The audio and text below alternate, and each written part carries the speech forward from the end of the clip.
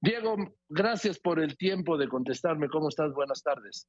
Hola Joaquín, buenas tardes, gracias por tenerme.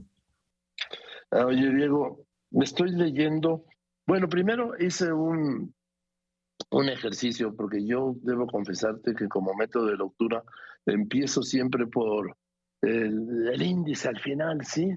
Para ver quiénes son los personajes, quiénes son los que más destacan en el índice onomástico, y luego ya tengo una idea, y con esa idea, pues ya me voy, ya lo empiezo a leer y ya voy a una parte y a otra. Y quiero decirle a los amigos que nos escuchan que el más mencionado, que el líder populista más mencionado en este libro, Amado Líder, es Donald Trump 91 veces. Hugo Chávez, 77. Nayib Bukele del Salvador, 73. Juan Domingo Perón, 64. Jair Bolsonaro, 63. El dictador Daniel Ortega, 47. El otro Nicolás Maduro, 43. Rafael Correa, 42. Y Hitler, 19 veces. Y el presidente López Obrador, ¿cuántas menciones tiene en el libro de Diego Fonseca, Amado Líder? 70. Es el cuarto lugar, Diego. Ok. Supongo que tendrá que ver, en parte hay una conjunción de factores, que es tratar de entender los procesos en toda la región. No estaba atento a la cantidad de veces que he mencionado a uno o a otro. En el caso de Trump me parece es el caso más significativo porque al llegar un presidente populista a los Estados Unidos, por el peso específico que tiene Estados Unidos, se transforma en una suerte de prescriptor y habilitador de conductas poco democráticas en otras naciones. Es inevitable pensar que lo que ha hecho Trump no ha significado, no haya actuado además como un factor de énfasis e ímpetu para animar a otros a hacer lo que le ha hecho. Andrés Manuel es importante, bueno, es la primera nación, México, del habla hispana en América Latina en términos de tamaño, en términos de PIB, en términos de población, y su influencia es directa para otros países de la región también. ¿Por qué Diego Fonseca López Obrador es un amado líder o un líder? Bueno, es un líder personalista, es un líder populista, como casi todos los líderes populistas, o como todos los líderes populistas, se plantea una refundación de la nación basada en una mitificación del pasado y esa actualización del pasado, de traer esa idea de la historia preservada en algún tipo de grupo de individuos o de un momento histórico de manera pétrea y purista y pura. Y tratar de recrearla en el presente. Es siempre complicado pensar que el futuro de una nación puede estar ubicado en el pasado, sobre todo porque es un proceso de recorte, y ese proceso de recorte está en manos de un solo individuo. El personalismo propio de los movimientos populistas hace que la nación pase a estar definida, dirigida, establecida por la voluntad de una sola persona. Y eso es crítico, es complejo y es sumamente duro para la democracia representativa y para la calidad de la democracia en general y de las relaciones de convivencia entre las personas. Lo que hace un amado líder es fracturar la nación o el país y la sociedad, los modos de convivir entre unos y otros, entre ellos y nosotros, transformando lo que antes eran mecanismos normales de puja democrática entre adversarios en una disputa casi fatal, letal, entre enemigos. Oye, Diego, también yo destaco al presidente ese aspecto que tiene, no quiero hablar místico, pero sí como de El Salvador. Aquí tú hablas Sí. llamado líder, yo hablo de El Salvador, que igual redime, que perdona, que guía, que conduce, que señala a los buenos y que señala a los malos. Los malos siempre son los que no opinan como él. Todo amado líder, por definición, es mesiánico. Todo amado líder es un ser carismático y los movimientos populistas se asemejan muchísimo a religiones políticas, donde no prima la razón, sino que prima alguna forma de la fe, algún tipo de creencia en la capacidad cuasi absoluta e invulnerable e indiscutible del líder. Eso sí, estoy completamente de acuerdo contigo. Y también puede ser una característica el rechazo a cualquier intento de crítica, deja la crítica, de diferir de lo que dice el amado líder. Sí, porque el líder necesita que haya un apego a su voz que sea indudable. Él no puede permitirse consensos. Un líder populista fractura y lo que necesita es mantener vivo la puja entre nosotros que somos los buenos y ellos que son los malos, los traidores, los que le han hecho daño a la República o a la nación durante décadas y décadas y décadas. Esa vocación de refundación que plantea necesita del conflicto y de la contradicción. Él no va a buscar que lleguemos a consensos. En el peor de los casos solamente se puede llegar a aceptar él un consenso porque se encuentra perdido, pero cada vez que puede impondrá su propia lógica. Yo he insistido, Diego Fonseca, en que el método de gobierno del presidente López Obrador es el conflicto cotidiano además. Sí, sí, es habitual en todos los líderes populistas. Tratan de fracturar y mantener la fractura porque eso alimenta la efervescencia, llamémosle, de sus adeptos, de sus feligreses. La idea de feligreses no es menor, ¿eh? Por eso volvemos otra vez a la cuestión del Mesías, digamos. Un amado líder necesita fracturar la sociedad, necesita tener la partida para poder usufructuar y mantenerse en el poder. Yo siempre he hablado de feligresía y él solo le habla a su feligresía, no le habla a los demás, vamos.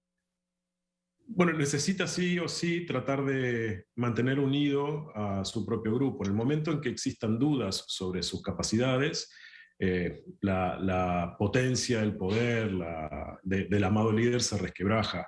Es un líder, es un ídolo con pies de barro, digamos. En el momento que empiecen las comparaciones y la gente empieza a entender que la promesa que aparenta ser amado líder no es real, y eso sucede, su capacidad de poder mantener unificado al grupo, al movimiento detrás de sí, se va a resquebrajar. Él ha insistido, ha reiterado que los que no están conmigo están contra mí. En efecto, eso sí. Es bíblico, ¿no? En efecto, sí. En sí mismo él no permite medias tintas. No hay posibilidades de trazar o tender puentes con la oposición, porque en el momento en que eso suceda, él se convierte en parte de la dirigencia política tradicional que él está cuestionando.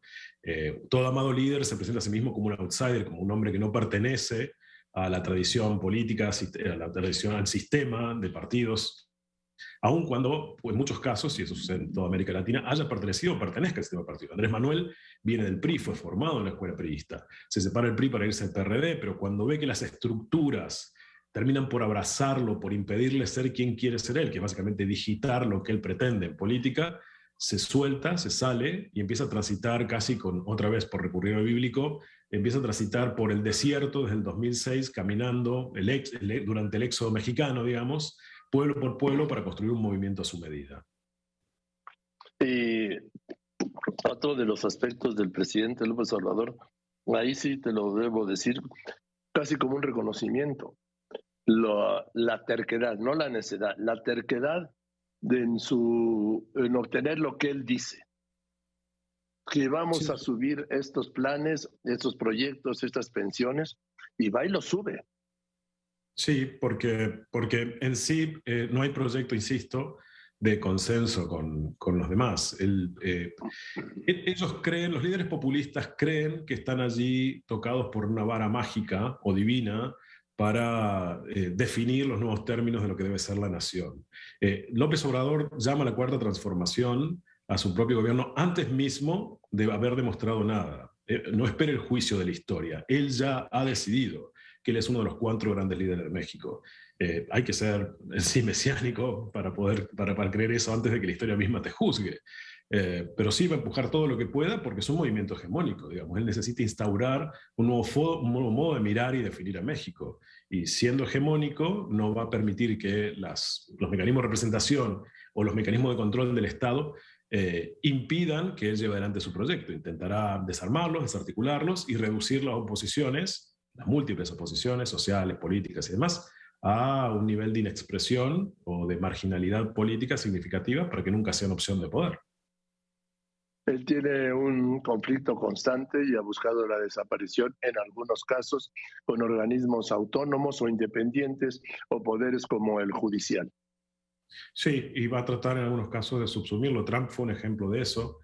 Cuando tú intentas instaurar un régimen hegemónico, necesitas controlar las cámaras, necesitas controlar la Corte Suprema de Justicia, necesitas controlar los juzgados federales y en la medida de lo posible controlar el relato, marginando a la prensa independiente, transformándola en algo que no es creíble, diciendo que tienen intereses oscuros, que forman parte de un complot contra Amado Líder, contra el pueblo bueno, y creando, por un lado, una prensa adicta, por el otro, intelectuales adictos, y finalmente manteniendo el control de la narrativa lo más cerca posible, definiendo la agenda de lo que es posible o no.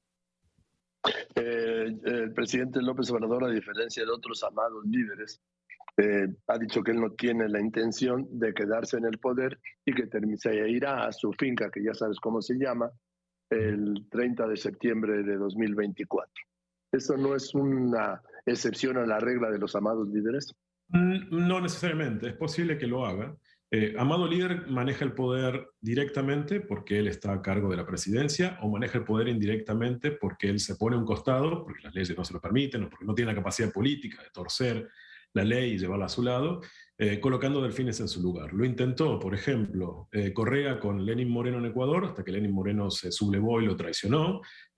Maduro es el reservorio vital de Chávez, es un heredero de Chávez, no puede ser superior a Chávez, está obligado todo el tiempo a marcarlo. Álvaro Uribe es el hombre detrás del poder de Iván Duque en Colombia, y Perón lo fue en Argentina en los años 70 y cada vez que pudo.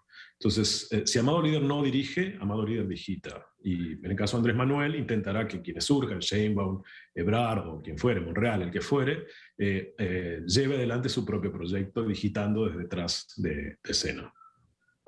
Pues sí, porque además ellos lo han entendido así, porque cada uno de los tres que han mencionado han declarado que son los mejores para consolidar el movimiento de la 4T. Sí, bueno, la 4T es un movimiento personalista, hay que ver qué sucede en el futuro. Es difícil de determinar. Yo no creo que Sheinbaum o Ebrard sean hombres muy similares, una mujer y un hombre, perdón, muy similares a López Obrador. Creo que su educación política es distinta, creo que sus motivaciones políticas son distintas, pero eso puede cambiar con el tiempo. El carisma de López Obrador no es transmisible. Entonces, ¿qué porcentaje, hipotéticamente si fueran Sheinbaum o Ebrard, qué porcentaje les va a transferir López Obrador de sus votos y cuánto eso lo va a hacer dueño de su poder? Mira, acabo de recordar ahora el caso de Alberto Fernández y Cristina Fernández de Kirchner en Argentina.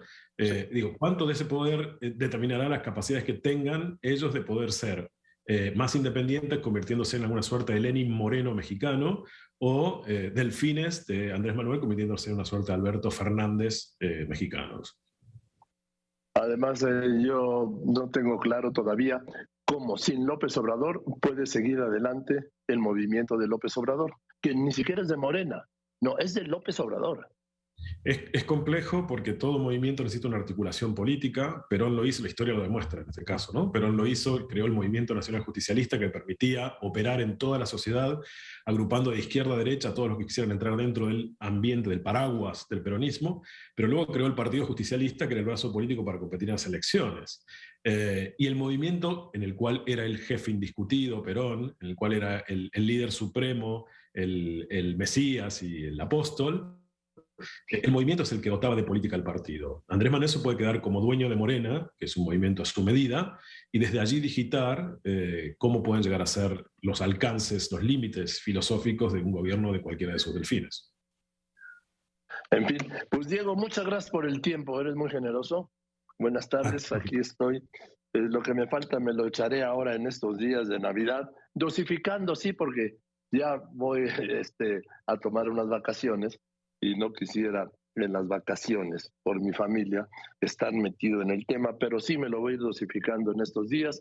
Y te mando un abrazo, Diego, y muchas gracias y felicidades. Es un gran libro, un gran análisis. Amado Líder, del universo político de un caudillo populista, que los hay de izquierda y de derecha, ¿no, Diego? Así es, porque no es una ideología, sino un modo de gestionar la cosa pública.